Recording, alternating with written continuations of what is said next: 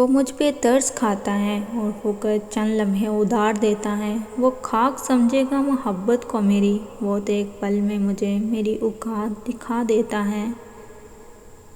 تہذیب کا آغاز اس وقت ہوا جب کسی نے غصے میں آ کر پتھر کی بجائے لفظ سے وار کیا۔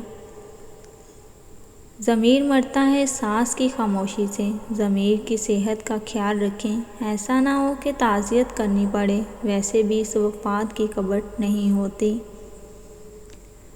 اللہ کی رحمت سے مایوس نہ ہونا، وہ تمہاری ہر دعا سن رہا ہے، قبول بھی کرے گا، معجزے بھی دکھائے گا اور تمہیں تنہا نہیں چھوڑے گا۔ کسی کو دکھی یا اداس پائیں تو نصیحت کی بجائے اس کی سن لیا کریں، احساس سے، محبت سے، بنا کسی غرض کے۔ ہم ایسے معاشرے کا حصہ ہیں، یہاں ہماری قابلیت کا اندازہ علم سے نہیں بلکہ مہنگے جوتوں اور کپڑوں سے لگایا جاتا ہے۔ مرتی ہوئی طوائف نے فرشتوں سے یہ کہا، ہر شخص اپنے جہان کا اعلیٰ فرعون تھا۔ ہمارے معاشرے میں عام طور پر مردوں کو وہی عورتیں اخلاق سے گری ہوئی نظر آتی ہیں جو ان کی بجائے کسی اور سے ہنس کر بات کر رہی ہوتی ہیں۔ شکوے شکایتوں کی بھی عزت ہوتی ہے، یہ ہر کسی سے نہیں کی جاتی۔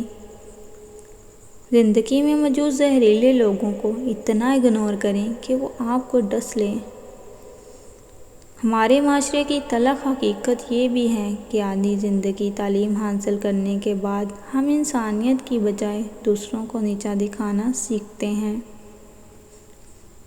عقیدتیں اتنی آسانی سے نہیں ملتی، وجود میں زار بن جاتے ہیں، پھر کہیں منصوری ہوتی ہیں۔ طوائف کا سینہ ایک قبرستان ہوتا ہے جس میں شہر بھر کے بہت سے مازین کی عزتیں دفن ہوتی ہیں۔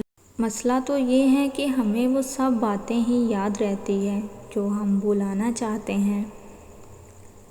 لوگ باتیں بھول جاتے ہیں، لوگ واقعات بھول جاتے ہیں، لوگ لوگوں کو بھول جاتے ہیں، لیکن لوگ یہ نہیں بھولتے کہ کسی نے اس کو کیسا محسوس کروایا تھا۔ وقت آپ سے آپ کا سب سے قریبی رشتہ چھین لیتا ہے، جس کی چاہ کرو وہ اذیت بن جائے گا۔ ہم جسے آسانی سے چھوڑ دیتے ہیں، پھر وہ ہمیں مشکل سے بھی نہیں ملا کرتا، اور جو مشکل سے بھی نہ ملے اسے آسانی سے چھوڑ دینا چاہیے۔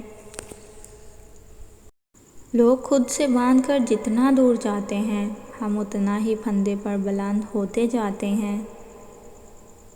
تمہارے ہوتے بھی تمہیں کو ترستی رہوں، یہ مجھے گوارا نہیں تھا۔ مرد زندگی میں ایسی عورت کی کوئی بات نہیں ٹالتا، ہر بات مانتا ہے جو عورت اس کی پسند کی ہو۔